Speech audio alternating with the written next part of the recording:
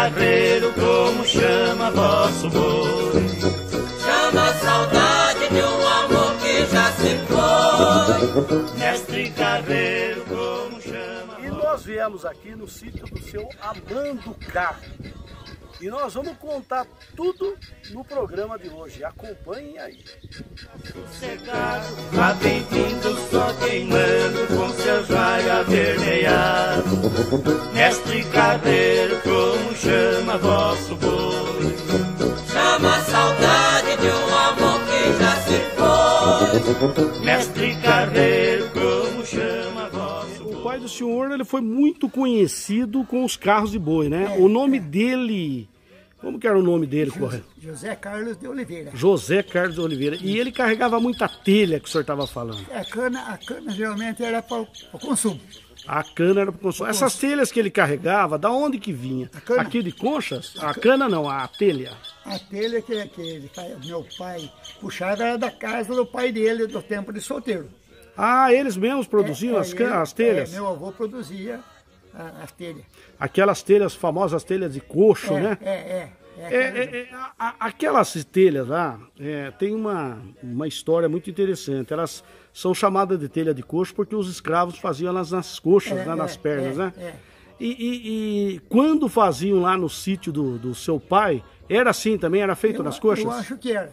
O senhor lembra disso? O senhor tem lembrança disso? Porque aquele era certinho o tamanho da coxa assim, da pessoa.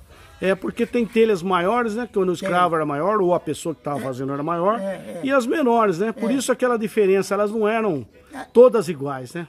Tem a parte dela que é mais fina e depois a parte mais larga, né? Que era exatamente o encaixe dela que dava certo. Por exemplo, eu ponhava a mais fina lá em cima, que era mais larga embaixo, depois vinha a parte mais fina dela que colocava a parte mais larga da outra em cima dela. A parte mais fina cabia na parte mais larga, né? E a coxa é justamente isso, né? Quanto mais perto do tronco, mais grossa, mais larga. E mais perto do joelho, mais fina. E ali é onde meu avô foi dono, foi uma fazenda. Agora me diga uma coisa, lá em Piapara, que o senhor falou da estaçãozinha, me conta um pouquinho o que o senhor conheceu de Piapara nos tempos áureos da estação lá. Essa estação, ela parou mais ou menos por volta dos anos 50? Foi, né? Eu estava na escola lá em Piapara quando parou o trem lá, a linha lá.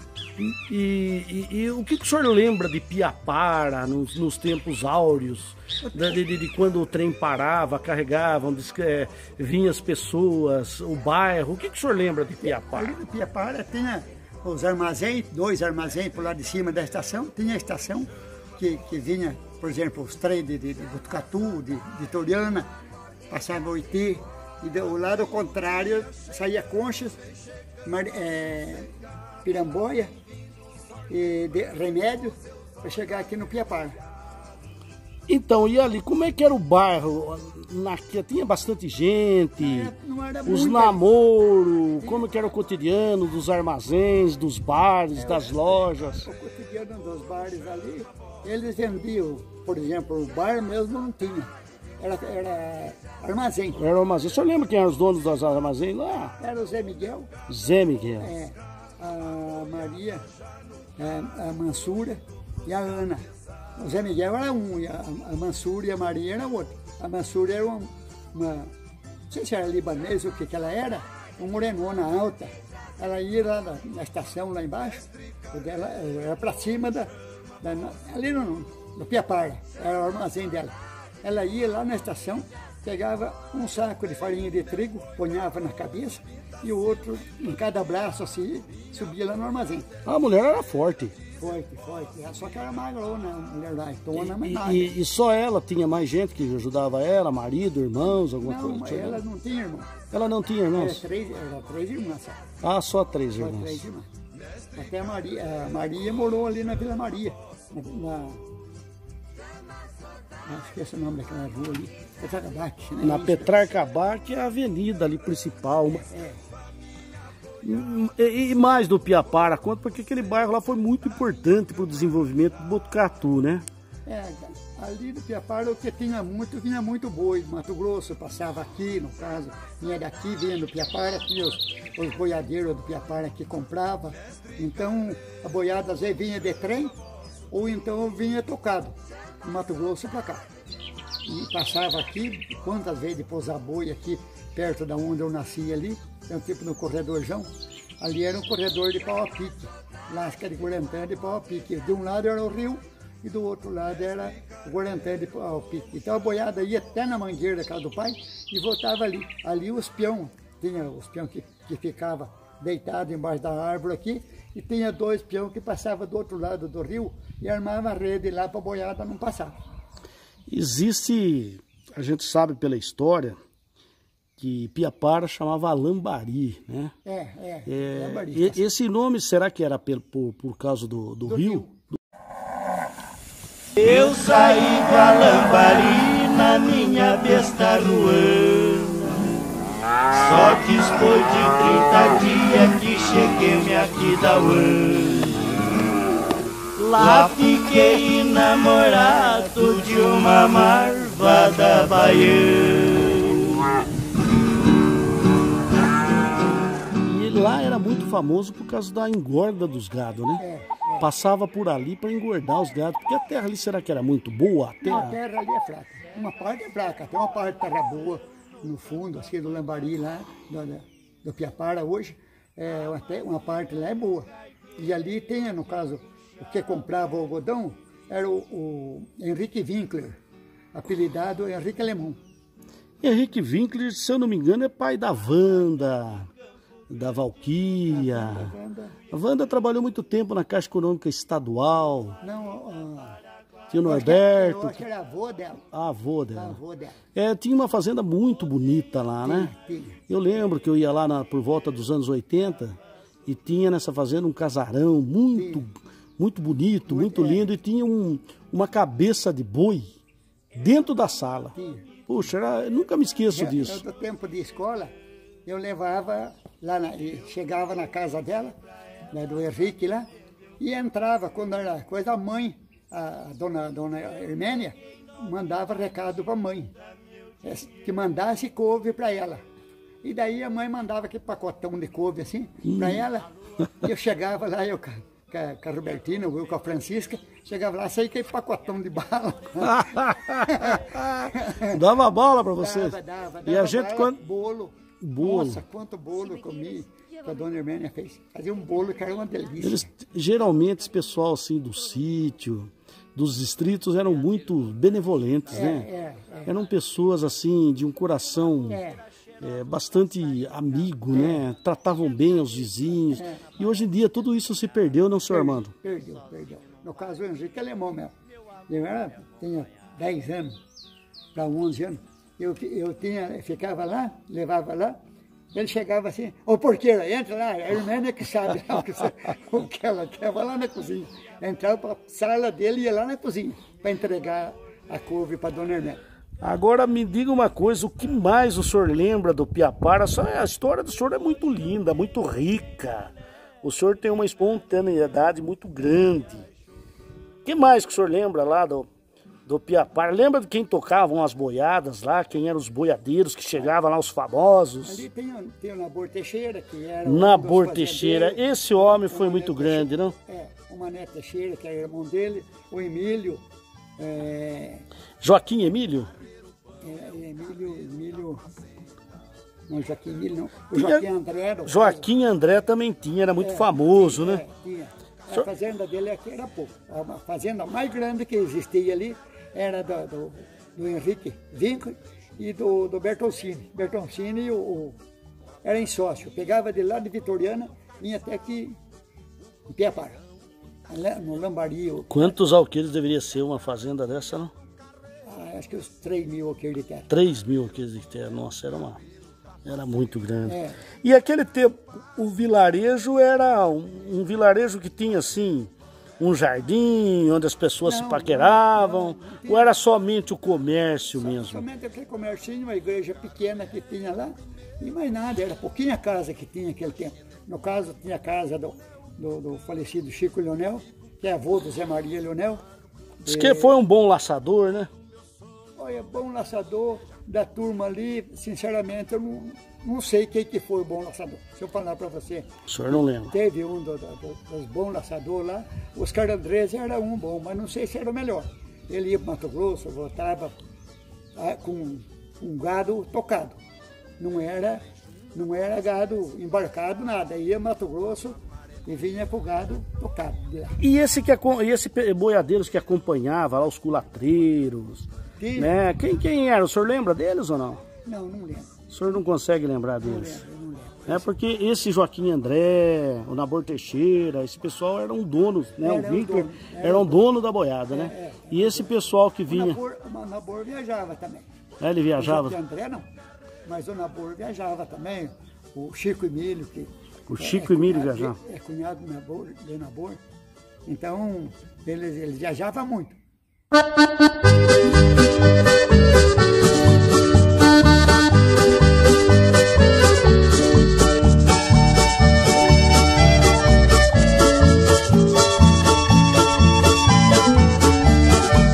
Carreiro bom é o carreiro da fazenda.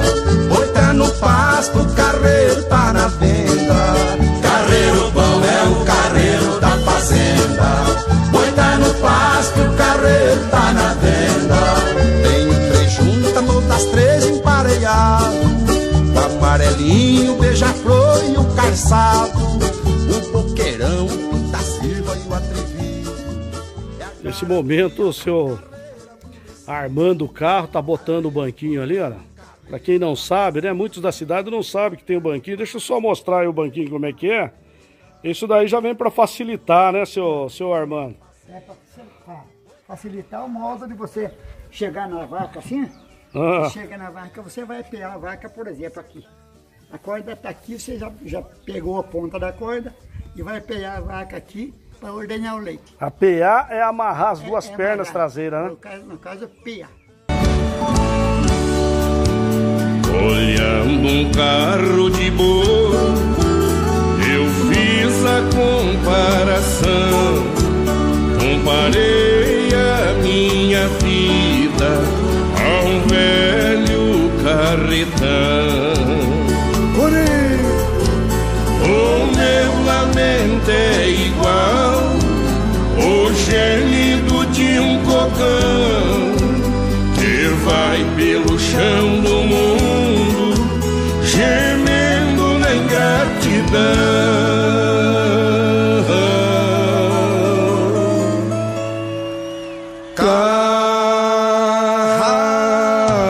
Carro de boi que levou carga pesada, meu peito também carrega saudade da minha amada. Eu queria que o senhor Armando contasse uma das curiosidades aqui que ele me chamou a atenção. Essas três madeiras, 3 varas que estão aí, o que a gente tá vendo, senhor Armando? Qual é a finalidade? A finalidade dela é segurar o gado no tronco para vacinar.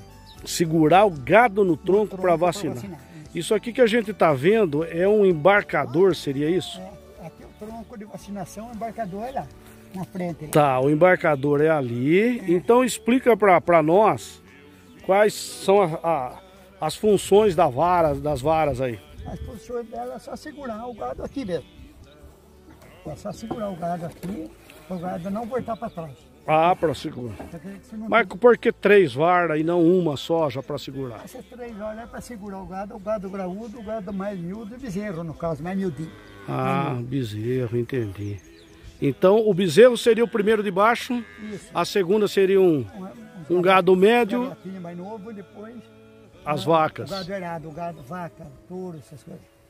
E se no caso voltar uma que não queira voltar para trás, deixar voltar para trás mesmo, uma criação graúda e queira pular de volta, então você coloca esta aqui em cima. Tem mais uma ainda. Tem mais uma.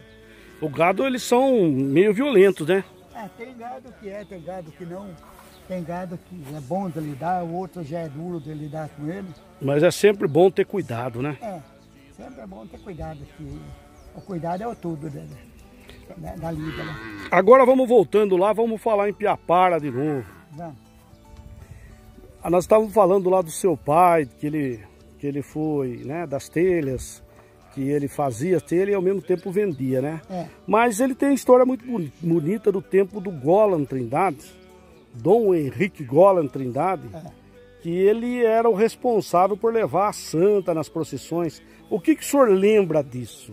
Eu lembro disso aí, que no caso aquela argolão da roda de carro que está ali, é o que puxou o carro daqui em Botucatu. Meu pai foi com 6 boi daqui, saiu da casa dele com 6 boi para ir em Botucatu. E chegou lá em Botucatu, que a boiada não conhecia, tinha só um boi que era do João Sartori que conhecia a cidade. Os 5 que era do pai não conhecia. E daí o pai passeando com os boi para acostumar com a cidade, estava uma moça ali naquele predinho da fábrica de seda ali. E a moça estava na janela assim, quando o boi viu a moça na janela, deu aquele pulo, chamava pavão até esse boi. E esse boi não aceitou mais andar na rua.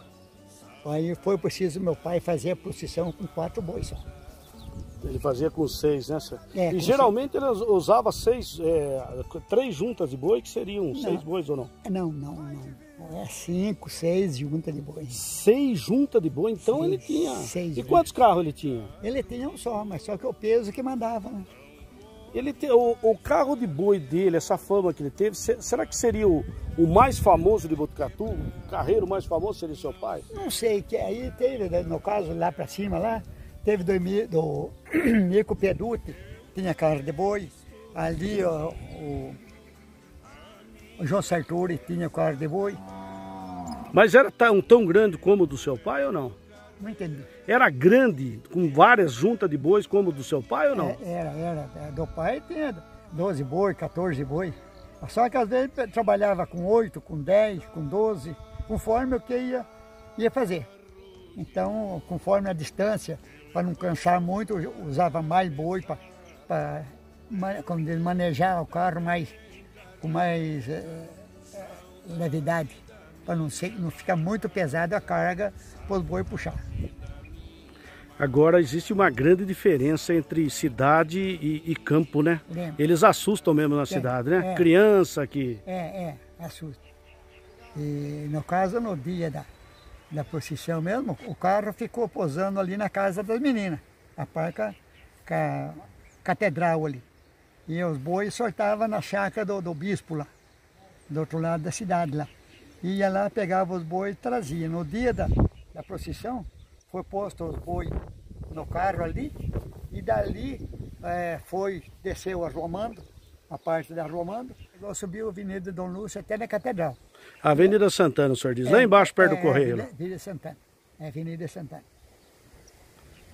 E mais outra curiosidade do carro de boi do seu pai, além de puxar as telhas, tirava muito, tem muita história que tirava carro do mato. Tora do mato eu ajudei meu pai. Tora do mato? Tora. O senhor ajudou a desmatar? Não, desmatar. Já derrubamos o mato, terminou a derrubada. Agora preste atenção, meus amigos e camarada. Não posso levar vocês na minha nova empreitada. Vou pagar tudo que devo e sair de madrugada.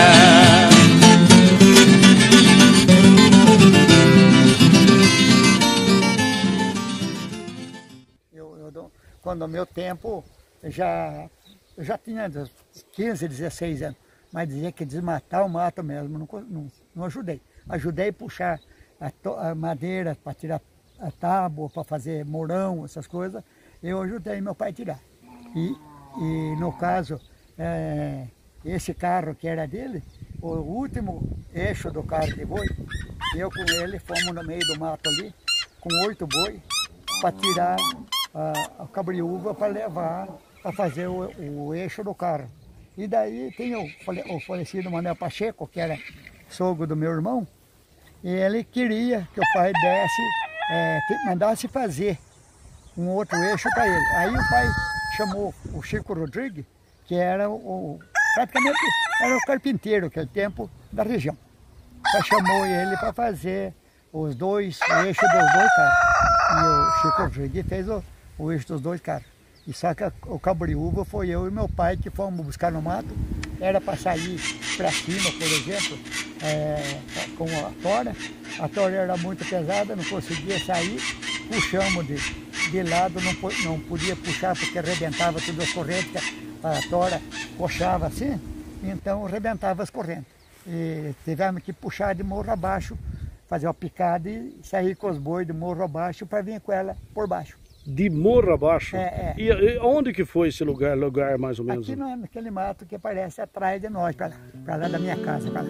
Ah, pro lado ali do Piapara.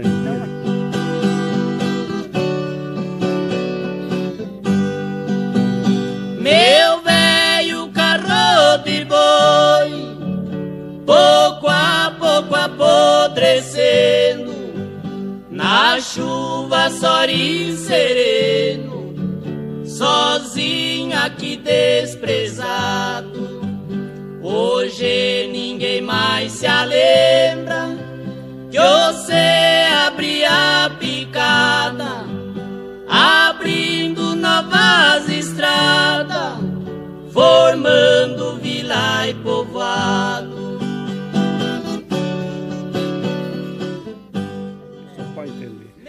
E geralmente vocês tiravam as árvores de antigamente que tinha assim maior intenção de compra, que era as mais qualificadas, quais seriam essas árvores aí? Naquele tempo o pai praticamente não vendia madeira assim. Madeira. Ele ia buscar, né? Ele fazia o transporte. Os pessoal cortava, vendia e ele fazia o transporte. Seria isso? Não. Outras pessoas faziam, mas o meu pai nunca vendeu. Meu pai cortava a madeira para o gasto dele, para o consumo dele. Meu pai nunca vendeu assim madeirama para outra pessoa. E qual que era a madeira que tinha mais aceitação além da cabriúva que o senhor falou? Cabriúva, peroba, guarantã, o angico. Angico quase não tinha, mas tinha. Alguma árvore tinha. O jatubá. O jatubá. Para fazer um pilão, qual que seria a madeira mais usada? O senhor lembra? Cabriúva. Cabriúva? Cabriúva. Por que a cabriúva? Qual que é? A cabriúva é porque ela partia menos e ficava mais lisa para virar, no caso, o mantimento no pilão. Ah, mais lisa. Então. Ela não tinha aquelas entranhas, né, para ficar grudada, né? Não. Fala um pouquinho desse pilão para nós. Nosso pilão não é esse daí, mas no meu tempo eu socava arroz, né? Esse pilão era de socar arroz? Socar arroz. Mas tinha outras especialidades também, né, o pilão? Outras. A senhora chegou a fazer muita paçoca nos pilões ou não? A visita que fazia para nós. As visitas? Mas por que a senhora tocava as visitas a fazer e não o Armando? Qual era o motivo disso aí? O Armando não gostava. O Armando não gostava de bater a mão do pilão, hein? Não. Armando, então o senhor botava as visitas para... Mas geralmente as visitas gostavam de fazer ou não? Gostava. Gostava porque veio da cidade? Era mais o Wilson que eu gostava de fazer. Quem que é o Wilson? O marido da Heloísa. Ah, o marido da Heloísa. Ele que é mais... E qual que é a especialidade dele? Paçoca também? Paçoca de pilão? Não é possível. Porque dá muito trabalho bater esse pilão aí ou não? Não é? Nós socava arroz para limpar, para comer. Isso lá no começo de casado, né? Ah, no tempo do solteiro. O senhor já morava aqui no tempo do solteiro? Não, morava lá em Iambi. Ah, em Iambi. Essas terras a senhora compraram só depois de casado, né? Vem chegando assossegado, lá vem vindo o sol queimando com seus raios avermelhados. Mestre Carreiro, como chama vosso boi? Chama a saudade de um amor que já se foi. Mestre Carreiro, como chama vosso boi? Chama a saudade de um amor que já se foi. Levanto de madrugada, o meu gado eu vou buscar. A boiada já no carro, vou indo pros cafezar. Mestre Carreiro, como chama vosso boi? Chama a saudade de um amor que já se foi. Mestre Carreiro, como chama vosso boi? Chama a saudade de um amor que já se foi. Eu tenho meu boi barroso, pintacigo e pandear. Minha boiada é ligeira, disso eu posso me gabar.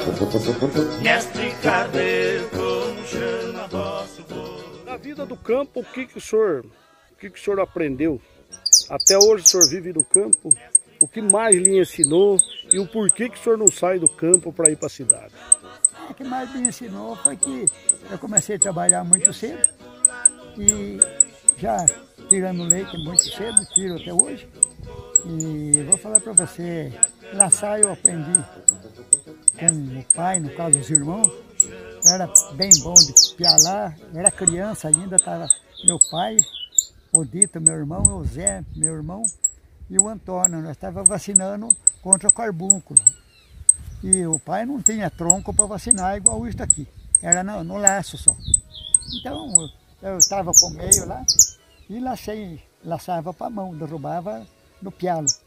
E lacei uma novilha de 1 ano e meio para 2 anos, mas a minha força não deu para segurar a novilha no chão. Daí o pai gritou pro Zé, pro Dito e pro Antônio: ô seus pichotes, tá lá a novilha lá, o moleque segurando a novilha lá no chão, e você não pula lá. Daí o Dito foi correndo e pulou na cabeça da novilha e seguraram ela. Nossa senhora. O senhor tinha que idade? Eu tinha uns 14 anos. 14 anos. Por isso que o senhor não larga dessa vida do campo, né? Não, eu não largo da vida do campo, porque se largar da vida do campo, cidade, eu gosto da cidade para ir lá e voltar. Vai, não fica nem um dia lá, já volta. Fica um dia lá, às vezes até 2 dias, mas muito pouco. Muito pouco. Não o cheiro do campo, o ar do campo lhe faz bem, né? Ah, faz. O ar do campo é outra coisa, né? Nascido e criado, né? É, e você tem que levantar cedo se quiser pegar ar puro, né? Seu Armando, o senhor lembra das raias de antigamente? Tenho meu cavalo zaino, que na raia é corredor. Já correu 15 carreiras, todas 15 ele ganhou. Eu solto na quadra e meia, meu zaino veio. A raia de antigamente era areia pura. Então era areiãozão que o cavalo tinha que correr naquilo ali. No caso era 2 quadras parece que era 600 metros. E ali não era qualquer cavalo que chegava e saía, não. Era cavalo que bem pouco chegava a ganhar coisa. Era mais de bico a bico, como falava, ou então se era um que destacasse muito, era corpo inteiro, corpo meio. Mas era muito duro. Das raias de Botucatu, qual que o senhor lembra? Na raia de Botucatu mesmo nunca fui. Não lembro. Lembro aqui do Piapara só. Remédio também tinha outra. Tinha outra raia? Tinha. E o que o senhor lembra lá? Fala pra nós. Não, lá do Remédio nunca fui. Lá na raia de lá. E de Piapara? De Piapara sempre eu ia na raia de Piapara. Mas de Piapara tem uma curiosidade que o senhor estava contando pra nós, do Raul Torres. Como é que era? O Raul Torres era muito amigo do Nabor Teixeira, então ele fazia o programa na Rádio Nacional e chegava de lá de São Paulo, ele gritava pro Nabor: ô Nabor, domingo nós temos aí, pode preparar a tropa para nós correr uma raia, ele falava. Verdade, ele gostava assim, o Raul Torres? Gostava. E no caso ele conheci ele assim, sei lá, se 10 anos, 20 anos eu conheci ele, ele veio fazer um show ali no aniversário do Domingos Sartori. É o dono que leva o nome daquele asfalto que vai em Rubião. É aquela estrada lá, é Domingos Sartori. Né? E eles eram muito amigos. Tem até uma música, né? Se eu não me engano, do Raul Torres, Boiada Cuiabana. Tem.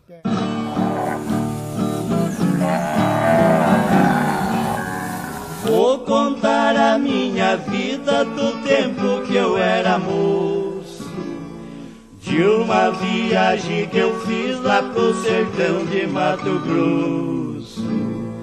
Fui buscar uma boiada, isto foi no mês de agosto. Essa tem uma ligação muito porque ele fala de Alambari, né? O senhor sabe um pouquinho dessa história? Essa história da Lambari ali, é que eles saíam daí do Lambari para ir buscar boi aqui da Ona, aquelas praias aqui para lá. Então eles vinham com a boiada de lá para cá. E o Raul Torres No caso, ele inventou essa moda aí do 6G, naquele tempo. Acho que ele não lidava com o gado também. Era mais a turma daqui que ia. Então, daí que ele inventou essa moda da boiada cuiabana. Ele, na realidade, ele ouvia as histórias dos boiadeiros, né? E com a sua cabeça de poeta, ele fazia as músicas, né? E convivia também aqui naquela turma. Ele convivia muito com a turma aqui do Piapá. Ah, ele convivia com essa turma? Convivia. Ele sempre estava aí. Por exemplo, quando ele morava em Botucatu, sempre ele ia aqui no Piapá. Depois que ele mudou para São Paulo, daí que mudou mais longe. O senhor chegou a ouvir umas rodas de viola com o Raul Torres tocando ou não? A única vez que eu vi a roda de viola com ele tocando foi aqui no aniversário do casamento do Domingos Sartori. Domingos Sartori. Isso. Legal. No Pampa foi Catarino, a madrinha e o cargueiro, quem puxava era um menino. Obrigado, gente. Vocês vêm tomar um café comigo aqui, conhecer um pouco da minha vida e da vida dos vizinhos também. Obrigado. Alô, obrigado. Na mesa tava jogando, botei a mão na jibeira, dinheiro tava sobrando.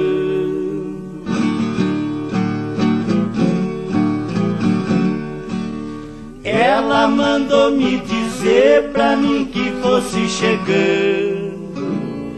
Eu virei e disse pra ela, vá bebendo, eu vou pagando.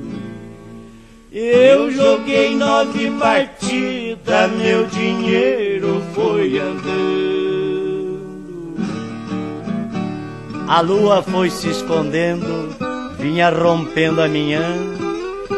E aquela morena bonita, trigueira, cor de romance, aluçando me pedia: negro, si me quieres, llévame contigo, que te daré toda mi alma, todo mi cariño y todo mi amor.